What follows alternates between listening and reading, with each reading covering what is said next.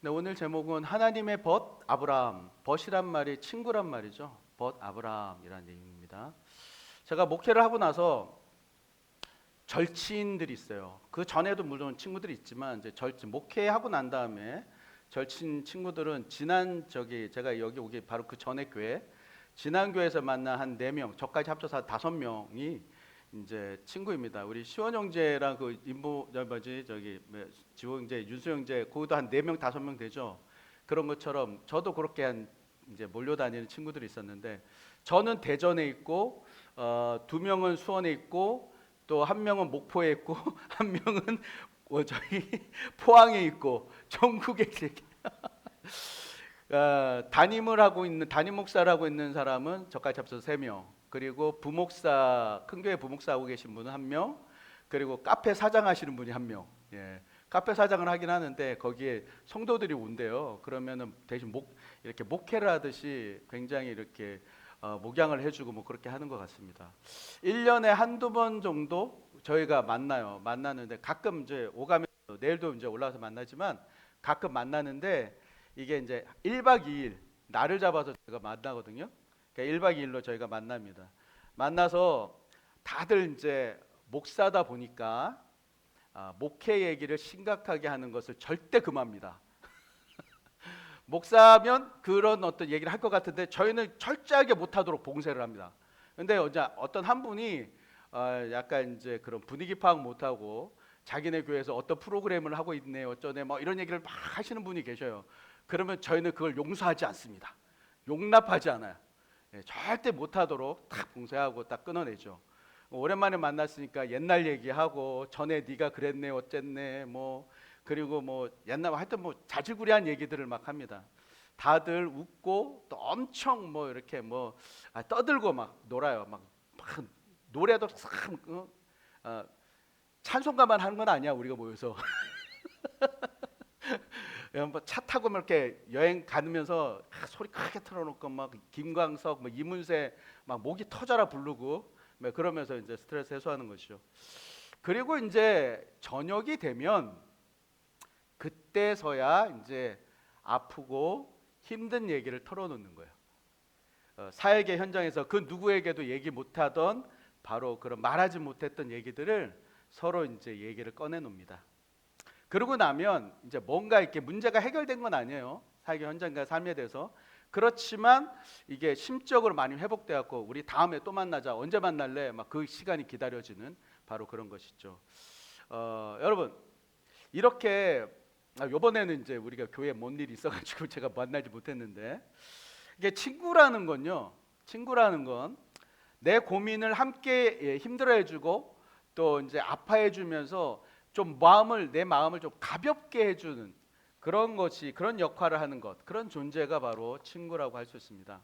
오늘 내용은 하나님께서 아브라함을 이렇게 마치 자신의 친구처럼 그러니까 마음을 털어놓을 수 있는 사람으로 주님이 이렇게 여기고 계시는 것 같아요.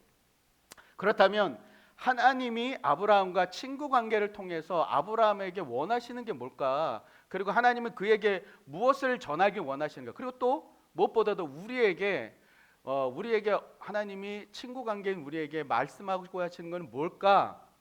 한번 나눠보도록 하겠습니다. 지난 시간까지 하나님과 이제 천사 2명이 아브라함에게 이제 방문을 했어요.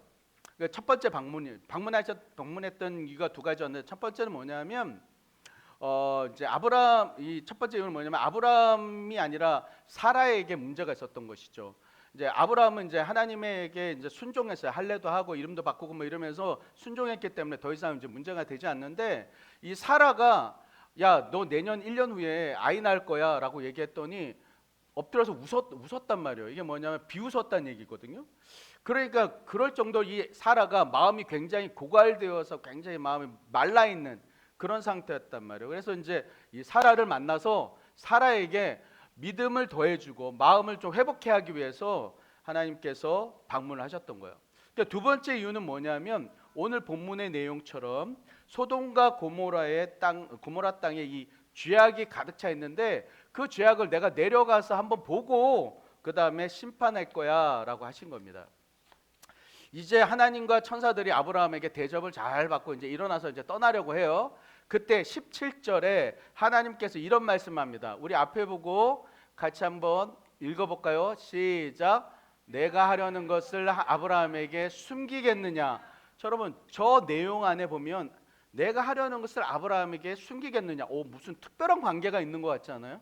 바로 그런 거예요. 하나님은 지금 아브라함과 어떤 특별한 관계에 있기 때문에 내가 숨기지 못하겠다, 이런 얘기를 하시는 거예요.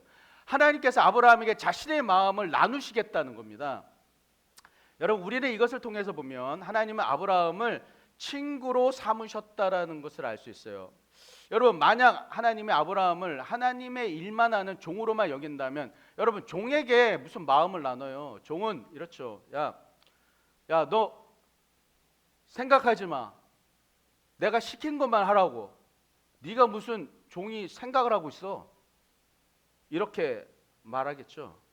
그런데 마음을 나누는 건요, 뭐냐면 생각을 듣겠다는 것이고 그다음에 상의하겠다는 거예요. 그러니까 마음을 나눴다는 건 뭐냐면 네 생각은 좀 어떠냐? 내가 지금 상황이 이런데, 그러니까 서로 상의하겠다는 얘기잖아요. 그러니까 이게 바로 친구 관계, 상의할 수 있는 관계라는 겁니다. 여러분, 이사야서 41장 8절에 보면 이렇게 되어 있습니다. 그러나 나의 종 너 이스라엘아, 내가 택한 야곱아, 나의 벗 아브라함의 자손아. 그리고 야고보서 2장 23절에 이에 성경에 이른바 아브라함이 하나님을 믿으니 이것을 의로 여기셨다는 말씀이 이루어졌고 그는 하나님의 벗이라 칭함을 받았나니 라고 얘기했어요. 그러니까 오늘 본문의 내용과 뿐만 아니라 성경 속 여러 곳에서 하나님께서 아브라함을 뭐로 여겼다? 친구로 여겼다는 거예요. 친구로. 이것은요, 아브라함이 오랜 기간 그리고 깊게 하나님과 교제해 왔기 때문에 그 친구의 관계가 형성될 수 있었다는 겁니다. 여러분, 앞에 서두에서 말했지만 친구는 아프고 힘들 때 함께 고통을 나누는 거예요. 그래서 마음의 무게를 가볍게 해주는 겁니다.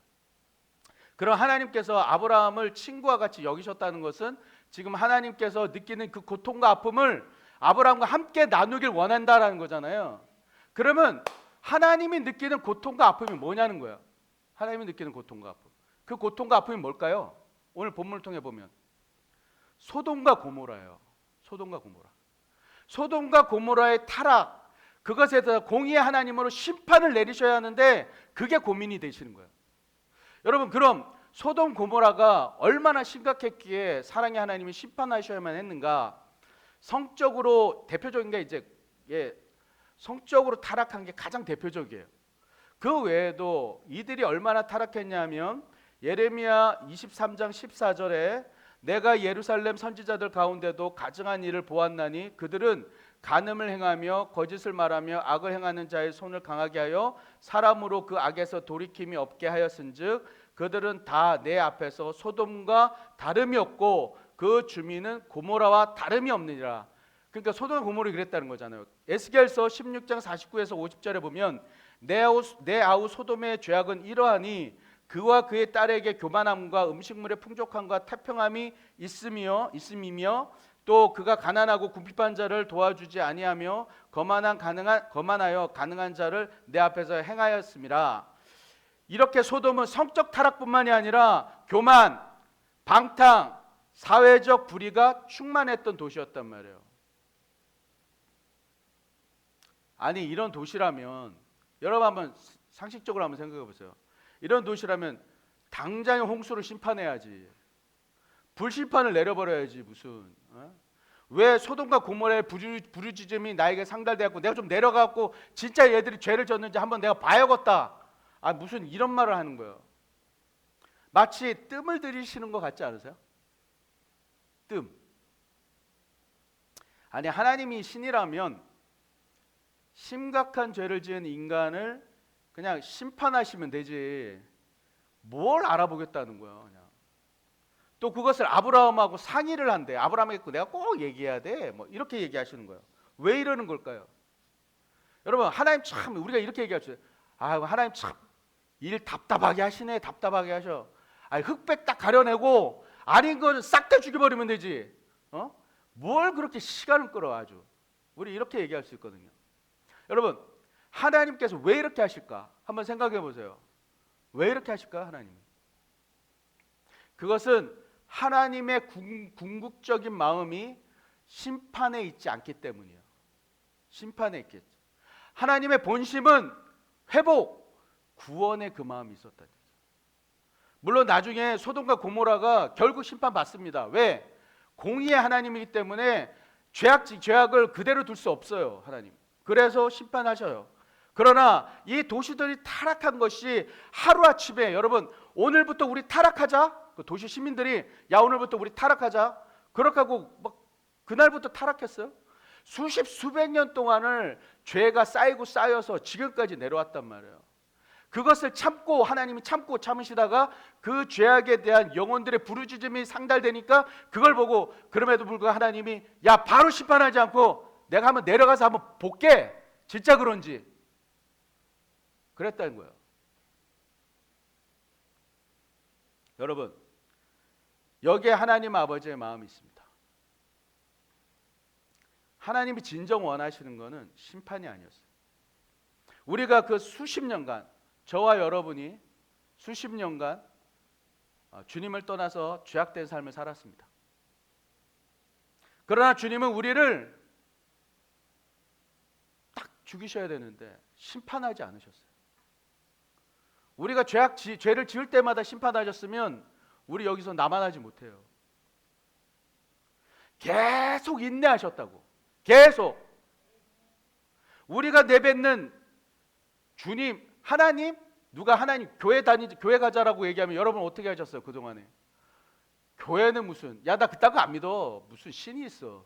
참, 이렇게 내뱉었던 그 모든 저주와 모든 행동들, 그것들을 주님이 참으셨다고요. 우리를 기다려 주신 겁니다. 저 두성이가 몰라서 그렇지, 내가 실제 살아있는 하나님인 걸 몰라서 제가 저렇지, 그러면서 인내하셨다고. 물론 그 죄가 쌓이면요 어떻게 되는 줄 아세요? 여러분, 소돔 고모라처럼 결국 심판받습니다. 결국 그 죄를 심판하시는 것도 공의 하나님이기 때문에 심판하실 수밖에 없어요. 그러나 하나님의 본심은 우리 죄인들이 주님께로 돌아오는 거예요. 그래서 하나님은 이 심판보다 돌아오기를 원하시는 하나님 아버지의 마음을 알고 그것을 위해서 중보해 줄 수 있는 누군가를 기다린 거예요. 그들을 위해서 내 마음을 알고 기도해 줄 수 있는 자를 찾으셨단 말이에요. 중보 기도할 수 있는 사람, 그리고 그 마음을 전할 수 있는 전도자를 찾고 계셨다는 거예요. 그들을 주님이 이 아브라함과 같이 나의 벗, 나의 친구라고 하시는 겁니다. 그리고 이들에게는 아버지의 마음을 다 알려주셨어요. 아모스 3장 7절입니다. 우리 앞에 보고 같이 함께 읽겠습니다. 시작. 주 여호와께서는 자기의 비밀을 그 종 선지자에게 보이지 아니하시고는 결코 행하심이 없으시니라. 아버지의 마음으로 기도하며 하나님의 마음을 전하는 선지자적 존재들을 향해서는 하나님은 자신의 마음을 다 알려주셨다는 얘기예요. 왜 그렇습니까? 중보기도 하라고. 왜 알려줬을 것 같아요? 그냥 정보 전달이 아니라고. 중보기도 하라고. 그리고 그 아버지의 마음을 그들에게 전하라고. 그렇게 하고 알려주신 거예요. 여러분, 예수를 믿지 않고 방황하는 주변에 여러분 가족들 계신가요? 자, 너무 중요한 얘기입니다. 가족들 계신가요? 그리고 친구들 있나요? 그리고 이웃이 있습니까? 근데 이들이 여러분 마음에 자꾸 떠오르면 그건 하나님이 내 마음을 전해달라는 사인이에요. 그게 사인이라고. 인생이 얼마 남지 않았다는 것을 알지 못하고 주님을 거부하고 있는 그 영혼을 하나님 아버지의 애타는 마음, 그 영혼을 향한 애타는 마음을 하나님의 친구인 너가 전해주라는 거예요. 전해주라. 네가 나 대신 전해주라. 진정 그 주님의 사인과 부르심에 우리가 참으로 겸손하게 반응해야 됩니다. 그래서 지금 그 사인을 받은 하나님의 벗 친구인 이 아브라함이 소돔과 고모라의 중보자로 하나님 앞에 서게 된 거예요. 여러분, 하나님은 아브라함에게 소돔과 고모라에 대한 안타까운 마음을 전하시기 전에 먼저 하신 게 있어요. 그게 뭐냐면 아브라함이 어떤 존재인가를 하나님이, 그리고 무슨 복을 받았는지를, 그에게 그 어떤 사명자인지, 그가 중보자로 어떻게 세워졌는지를 주님이 말씀하고 계세요. 18절 19절입니다. 이렇게 되어 있어요. 아브라함은 강대한 나라가 되고 천하 만민은 그로 말미암아 복을 받게 될 것이 아니냐. 내가 그로 그 자식과 권속에게 명하여 여호와의 도를 지켜 공의와 정의를 행하게 하려고 그를 택하였나니 이는 나 여호와가 아브라함에게 대하여 말한 일을 이루려 함이라. 여러분, 저 내용은 어떤 내용이냐면 이런 거예요. 여러분, 창세기 12장에서 처음에 아브라함을 갈대우르에서 부르실 때 큰 민족 가나안 땅 복의 근원으로 삼아주겠다고 약속하신 것들이 함축적으로 들어가 있어요. 그리고 아브라함을 통해서, 즉 이 아브라함의 후손을 통해서 후손으로 메시아가 나오게 될 텐데, 그 메시아를 통해 천하 모든 민족이 참된 복을 받게 될 거야 라고 하는 그 약속이 저기에 들어가 있다고. 너무나도 귀한 메시지죠. 그리고 거기에 아브라함이 하나님의 도인 공의와 정의를 행하며 살라고 그를 택했다라고 얘기하시는 겁니다. 그런데 이것은요, 이 공의와 정의를 행하는 데 있어서 이 아브라함이 완전하지가 않아. 그러니까 얘가 이걸 미시파트와 체다크라 그러는데, 긍휼한 마음과 정의로, 법적인 정의로, 사법적인 정의, 이것들을 행하는 데 있어서 공정하지 못하니까 하나님께서 저 메시지 아까 말씀 가운데는 내가 아브라함을 하지 못하지만 내가 그 일들을 이끌어 갈 것이다. 내가 할 거야. 그러니 넌 날 따라와 라고 말씀하고 있습니다. 여러분, 이것은 아브라함에게 먼저는 천하의 복을 전하는 사명자야 너는. 이 정체성을 먼저 이야기하고요. 그리고 이 사명을 이루기 위해서 너는 공의와 정의를 행하며 살아가야 되는데 그걸 내가 할 수 있도록 도와줄게. 바로 이 메시지인 거예요. 그러자 이 아브라함이 자신의 정체성이 천하 만민이 복받는 자로 내가 불림을 받았구나라는 걸 알았어요. 그래서 이어서 그 소돔 땅에 있는 이 백성들이 생각이 났습니다. 만약에 당시에 소돔에 있는 백성들이 아니라 이 조카 롯 가족에 대한 생각만 났다면, 여러분, 처음에 이 아브라함이 50명 의인이 있으면 어떻게 합니까? 라고 얘기하지 않죠. 왜냐하면 롯의 가족은 사위까지 다 합쳐서 6명이거든요. 50명까지 얘기할 필요가 없다고, 롯에 대한 것만이면. 그런데 50명을 얘기한 거는 무엇이냐면, 이렇게 얘기한 건 뭐냐면, 그 마음 안에는, 이 아브라함의 마음 안에는 소돔에 사는 사람들이 보였다는 거예요. 과거에 이 롯을 구하기 위해서 그가 출동해서 사람들을 이렇게 구해서 데려오거든요. 그때 그 소돔 사람들하고 같이 있었습니다.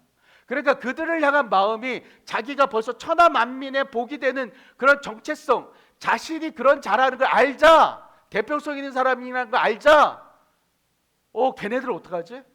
걔네들 구해줘야 되는데? 이 마음이 생긴 거예요. 그래서 그들을 구하기 위해서 필사적으로 하나님 앞에서 말을 바꿔가요. 여러분, 신이에요. 하나님. 신 앞에서 자꾸 말 바꾸면 고대 신들을 죽여버리는 게 원칙이라고.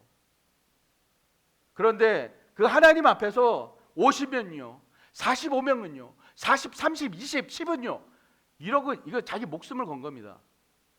여러분, 그런데 왜 10명에서 맞췄을까? 아까 목사님 가족이 6명이라며요. 왜 10명에서 맞춰요? 이 6명까지 구했어야 되는 거 아닌가? 그거는요, 잘 들어보세요. 10은 열은 이스라엘에서 한 공동체를 의미해요. 그러니까 여러분, 유대인들이 그 모이는 회당, 우리처럼 교회, 유대인들이 교회 회당을 만들 때는 성인 남자, 유대인 남자 10명만 있으면 회당을 만들 수 있었어요. 그러니까 뭐냐면 열이라는 숫자는 한 공동체를 의미한단 말이에요. 그러니까 아브라함은 한 공동체 정도까지 하나님께 기도한 거예요. 이건 뭐냐면, 즉 롯의 가족만을 의미하는, 구하겠다는 게 아니라 한 공동체를 통해서 그 땅에 있는 모든 주민을 구하겠다는 바로 그 의미가 있었다고. 그러나 그 10명마저도 없어서 결국 심판받게 되죠. 어찌 보면 하나님의 계획하에 아브라함은 자신이 천하 만민이 복이 된다라는 이 정체성을 확인하고 소돔과 고모라의 영혼들을 위해서 중보한 거예요. 하나님에 의해서 중보를 한 거예요. 하나님께서 아브라함에게 이렇게 심각하니까 중보기도 좀 해줘라고 하나님이 유도하셨다고. 유도. 목사님 무슨 그렇게까지 했을까요? 아니요. 여러분, 정상적인 심리 상태를 가진 부모라면 자식을 혼내고 때리는 거 좋아하는 사람 있습니까? 야, 나는 너 때릴 때마다 희열을 느껴 막. 그러면서 그 정신 상태 이상한 사람이지. 그렇게 막 때리는 사람이 있어요? 혼내고서도 마음이 안 좋은 거야. 때리고서도 마음이 안 좋다고. 내가 왜 그랬을까 후회하는 거야. 우리 비전이 한비 옛날에 어릴 때 얘네들 둘이 뭐 이렇게 막 투닥투닥하면 저는 거의 매를 들진 않지만 한번 딱 매를 들면 이렇게 나 방에서 이렇게 손바닥을 딱 대라 하고 애들 탁탁 때려요.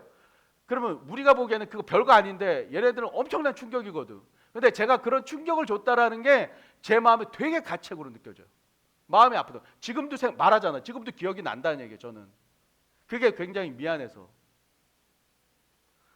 이게 여러분, 근데 부모는요 혼을 내야 되는 상황이면 혼을 낼 수밖에 없잖아요. 그런데 그것 때문에, 혼낸 것 때문에 마음이 아파하는, 바로 이게 희한한 어떤 딜레마 가운데 빠지거든요. 바로 우리 하나님도 지금 소돔 고모라의 영혼들을 심판은 해야겠는데, 공의 때문에, 얘들이 악하니까 죄 때문에 심판해야겠는데 그러고 싶지 않으신 거야. 그러니까는 아브라함에게 좀 상의를 하는 거야. 아브라함아, 네가 좀 기도해 줄 수 있니? 네가 좀 도와줄 수 있니? 이렇게 상의를 하는 거라요. 그러니까 이 아브라함이 숫자를 막 줄여가면서까지 하나님 50명은요 45명은요 막 이렇게 기도하니까 하나님 입장에서는 안 그래도 그런 마음인데 그렇게 기도하는 아브라함을 보면서 어떤 마음이 들겠어요? 야, 고맙다, 고맙다, 이런 마음이 드는 것이죠. 아브라함의 그 마음으로 심판을 돌리고 싶으셨던 겁니다. 여러분, 하나님의 마음은 심판에 있지 않아요. 구원함에 있었던 겁니다. 이스라엘 백성들이요, 여러분 들어보세요.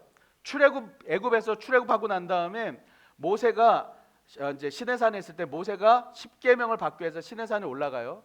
그때 밑에 있었던 사람들이, 그 백성들이 모세가 더디게 내려오니까 그 밑에서 금송아지를, 자신들의 폐물을 막 녹여가지고 금송아지를 만들어요.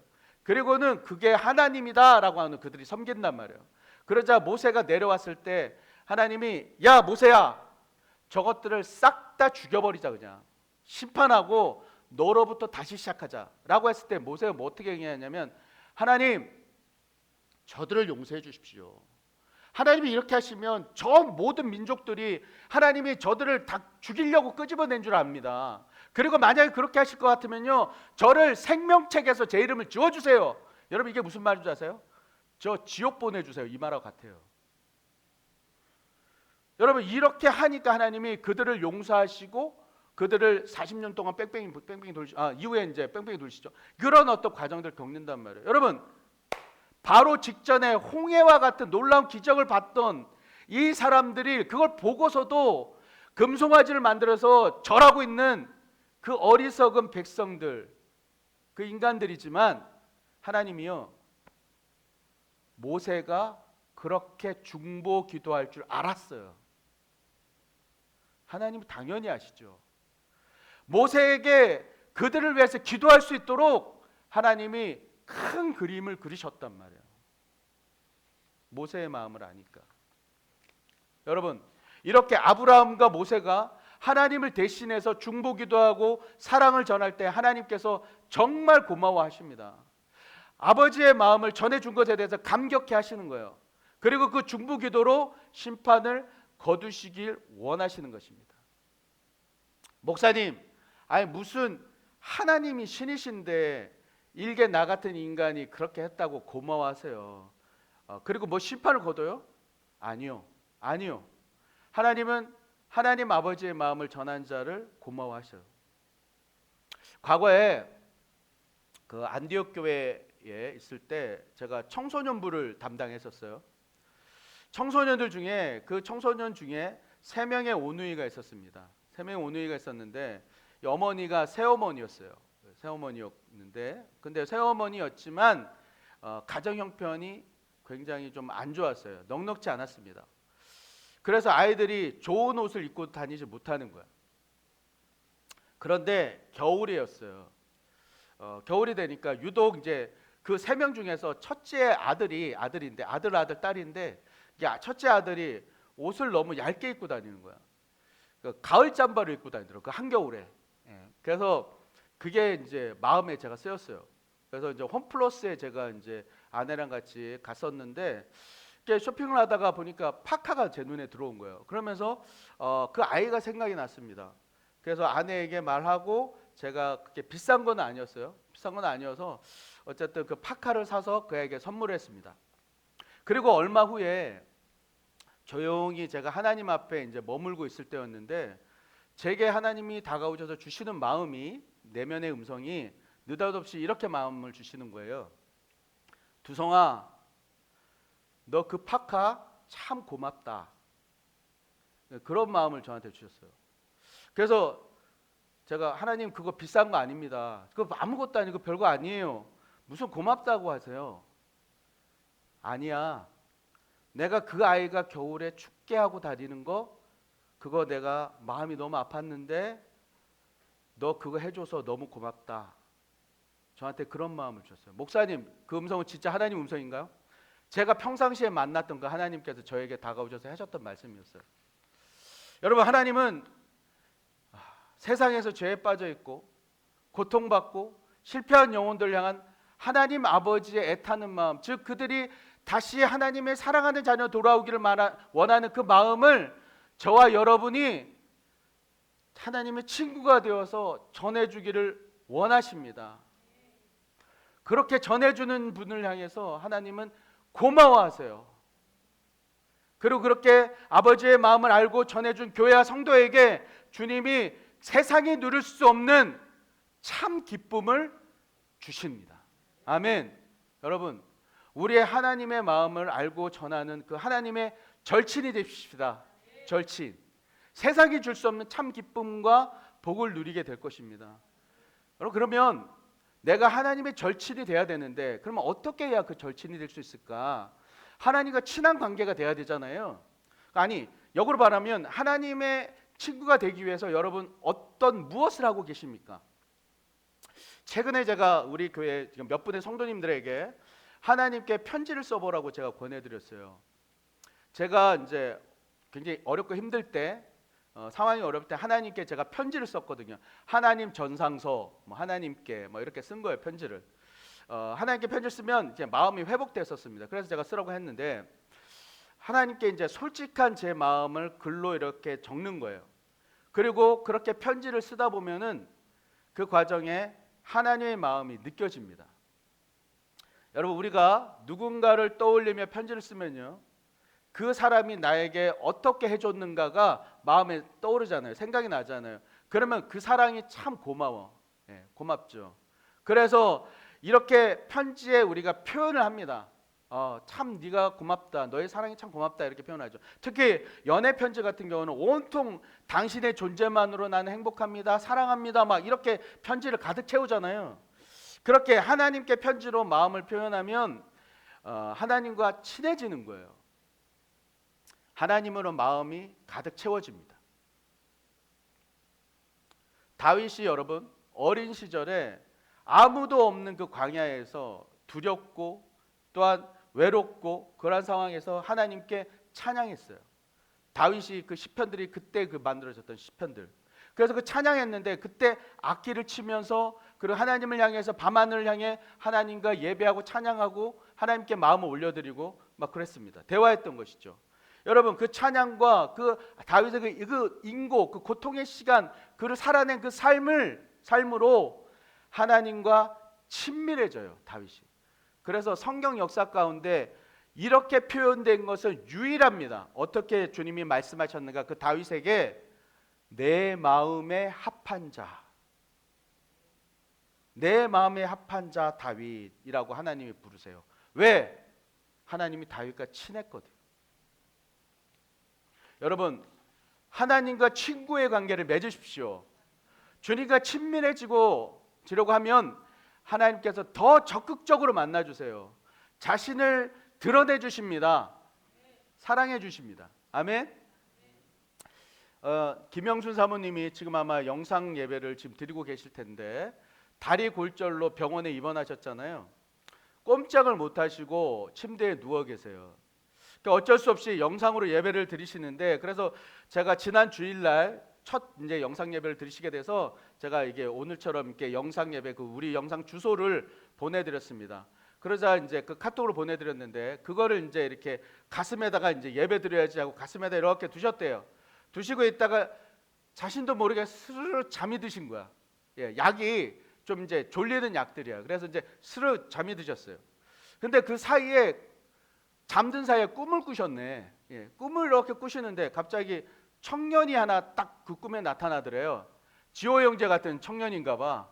청년이 나타나서 갑자기 손가락을 5개를 쫙 피더래요. 5분 남았어요. 그러더래요. 그래서 자신이 그 꿈에서 탁 깼대요. 깨서 시간을 딱 보니까 여러분 몇 시였는지 아세요? 10시 55분. 10시 55분이었어요. 여러분 예배를 사모하고 갈망하니까, 하나님과 친밀해지길 원하니까 하나님께서 꿈을 통해서 그 예배를 놓치지 않도록 주님을 만날 수 있도록 해주셨단 말이에요. 유업의 성도 여러분, 주님과 친해지려고 하세요. 영적인 행위를 하셔야 돼요. 예배에 나오시고 예배를 사수하시고 주중에도 시간이 되면 나오셔서 주님을 만나시고 묵상하시고 하나님께 편지 쓰시고 찬양하고 영상으로 새롭게 하셔서 들으시고 보시고 주님과 친해지시려고 하셔야 돼요. 그러면 하나님의 마음을 알게 됩니다. 그럼 하나님의 마음을 전하지 않고는 안 돼요. 하나님의 마음을 위해서 그 기도하지 않고서는, 그 영혼을 위해서 기도하지 않고서는 안 되는 것이에요. 그렇게 되면 하나님이 네가 나의 참 보시다, 나의 친구다 라고 칭해 주시는 거예요. 지난 주일에 우리 손지호 형제가 영감일기를 이렇게 앞에서 나눴죠. 그래서 주중에 그 영감일기를 우리 성도님들은 다 정말 다 은혜 받았다고 물론 이제 말씀하셨지만, 어떤 분들이 그 주중에 저한테 요청하기를 방황하는 아들이 있대.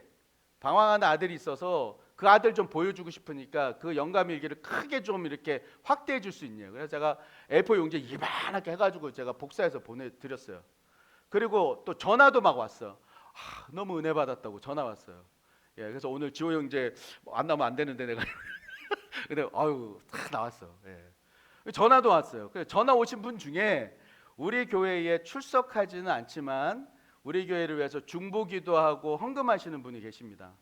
그분이 자신이 그동안에 약간 영적으로 좀 다운됐었대요. 영적으로 좀 나태해졌었는데 지호 형제가 정말 하나님 아래에서 조금씩 변화되어서 살아가려는 그 삶을 보면서 본인이 그 간증을 듣고 회개했다는 거예요. 하나님 앞에 회개했대요.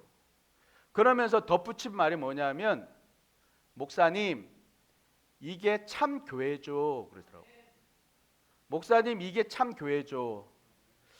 우리 교회를 통해 한 영혼이 변화되어 가는 모습을 보면서 뉴욕 교회가 하나님이 찾으시는 참 교회의 모습이다, 이런 표현이시거든요. 정말 너무나 과분한 칭찬이에요. 우리는 그런 교회가 되기 위해서 몸부림하는 교회야. 어찌 보면 다들 뭐 없이 살아서 뭐 사실이니까 없이 살아서 교회와 성도들의 가정이 재정적으로 많이 힘드신 분들이 있죠. 힘들지만 그래도 포기하지 않고 주님의 친구가 되기 위해서 하나님의 마음을 알아가려고 애쓰는 교회, 그리고 그 하나님 아버지의 마음을 전하기 위해서 굳어진 마음과 몸을 어떻게 해서 좀 움직여가지고 좀 기도해 보려고 하고 막 이렇게 뭐 제8차 기도, 7차 기도 막 이런 거 해보려고 하고, 그리고 전도하려고, 그리고 또 섬기려고 어떻게 해서 이제 없는 거 막 반찬 만들어 오고 막 우리 영순 사모님 저기 거기 있다고 막 반찬 막 만들어 오신 분이 있었던, 지금 또 하여튼 없는 살림에 뭐 좀 보태보려고 하고 막 이런 분들이 있는 거예요. 너무나 귀하고 감사하죠. 이게 우리 뉴욕교회입니다. 여러분, 이런 교회 주님이 기뻐하십니다. 그리고 그런 우리를 주님이 돌아보셔요. 아멘. 그분이 저에게 그러세요. 목사님 참 교회입니다. 이게 참 교회지요 라고 하면서 칭찬하고 난 다음에 이어서 뭐라고 말씀하신 줄 아세요? 목사님, 아드님 대학 등록금 낼 때 안 됐어요? 이러는 거예요. 그러면서 통장으로 헌금을 보냈다는 거예요. 여러분 아세요? 바로 그날이, 그분이 전화한 그날이 저희 아들 등록금 내는 날이었어요. 제가 그분에게 등록금에 관련돼서 어떤 말도 하지 않았습니다. 그런데 그분이 얼마가 부족한지 모르고 헌금을 하셨어요. 그런데 정확히 부족했던 부분을 그분이 메꾸셨어요. 그리고 그날 제가 보냈습니다. 주님이 하셨습니다, 여러분. 성도 여러분, 하나님을 실제로 살아계신 분이에요. 하나님은 그 실제하신 하나님께서 우리를 친구로 부르시길 원하십니다. 그 주님의 부르심에 마음을 다해 응답하는 성도와 교회에게 주님이 이렇게 놀랍도록 자신의 하나님 되심을 우리에게 보여주시는 거예요. 여러분, 우리를 친구 삼으신 하나님께서 주님을 알지 못하고 지금 이 순간에도 죽어가는 영혼들 때문에 부모가 자식이 죽었을 때 그 고통, 그걸 넘어서는 그 고통과 그 아픔 때문에 괴로워하시면서 가슴을 찢으시면서 아파하시면서 욥의 성도들에게 요청하는 거야. 네가 나의 친구가 되어주지 않겠니? 네가 나의 마음을 알려주지 않겠니? 너가 이 마음을 알고 그 영혼을 위해서 기도해주지 않겠니? 그 영혼을 위해서 나의 마음을 전해주지 않겠니? 여러분, 우리에게 주님이 지금 요청하고 계세요. 여러분, 나의 가족에게, 친구에게, 이웃에게, 주변 사람들에게 내 마음 가운데 어떤 사인이 있다면, 그들이 자꾸 마음에 걸린다면 주님이 주신 사인이에요. 애타는 마음을, 주님의 애타는 마음을 전하십시다. 이 시간 여러분, 교회와 여러분 이름을 넣어서 우리 한번 따라해 주시면 감사하겠습니다. 하나님의 벗 유혹, 따라해 볼까요? 시작. 하나님의 벗 유혹. 여러분의 이름을 넣어서 하나님의 벗 이두성, 이렇게 하는 겁니다. 시작. 하나님의 벗 이두성. 아멘. 참 하나님의 벗으로 하나님 마음을 아버지의 마음을 알아서 그 마음을 전하는 자로 세워지는 욥의 모든 성도님들 되시기를 축원합니다. 아멘.